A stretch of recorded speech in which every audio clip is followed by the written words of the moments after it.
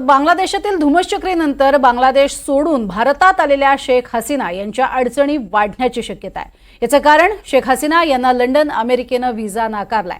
त्यामुळे गेल्या 48 तासांपासून शेख हसीना भारतातच आहेत। शेख हसीना यांना भारतानं सुद्धा अधिक काळ वास्तव्य करता येणार नाही हे स्पष्ट केलंय।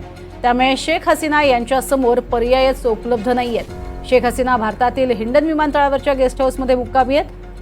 त्या काही काळ भारतात राहून लंडनला रवाना होतील अशी सगळ्यांनाच अपेक्षा होती। मात्र यूकेनं त्यांना आश्रय देण्याबाबत अद्याप महत्त्वाचा निर्णयही घेतला नाही आणि दुसरीकडे अमेरिकेनं त्यांचा यूएस व्हिसा रद्द केला। त्यामुळे आता त्यांना अमेरिकेत सुद्धा जाता येणार नाहीये आणि त्यामुळे शेख हसीना आता कुठे जाणार हा सगळ्यात महत्त्वाचा प्रश्न आहे।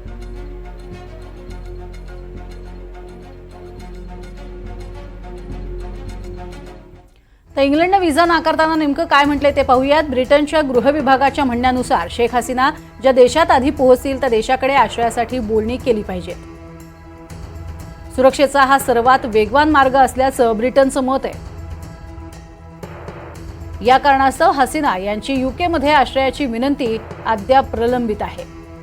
मात्र हसीना यांची बहीण रेहाना आणि भाची ट्युलिप सिद्दीकी यांच्याकडे यूकेचं नागरिकत्व असल्यानं त्यांना आश्रय मिळू शकतो।